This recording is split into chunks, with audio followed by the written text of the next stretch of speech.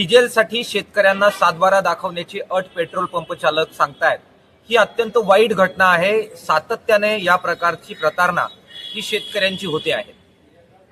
नजीकच्या काळामध्ये हंगाम तोंडावर आहे, पेरणी पाभरणीची कामं करण्याची आवश्यकता आहे। अशा परिस्थितीमध्ये ट्रॅक्टरसाठी डिझेल जर मिळणार नसेल, खतं मिळणार नसतील, बियाणं मिळणार नसतील, तर सबंधपणाने येता हंगाम हा धोक्यात येणार आहे।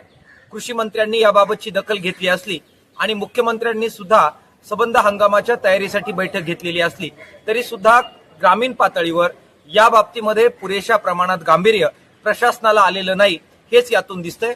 किसान सभेच्या वतीनं आम्ही मागणी करतोय की सर्व जिल्हाधिकाऱ्यांनी ही बाब अत्यंत गांभीर्यानं घ्यावी। कुठेही डिझेलसाठी सातबारा किंवा कोणतीही अट शेतकऱ्यांना लावू नये, किंबहुना प्राधान्यानं अशा प्रकारचं डिझेल हे शेती अवजारांसाठी उपलब्ध करून देण्याची तस्ती ही सबंधपणाने महाराष्ट्रभर सर्व जिल्हाधिकाऱ्यांनी, पुरवठा अधिकाऱ्यांनी घ्यावी, अशा प्रकारची मागणी किसान सभेच्या वतीनं आम्ही करतो आहोत।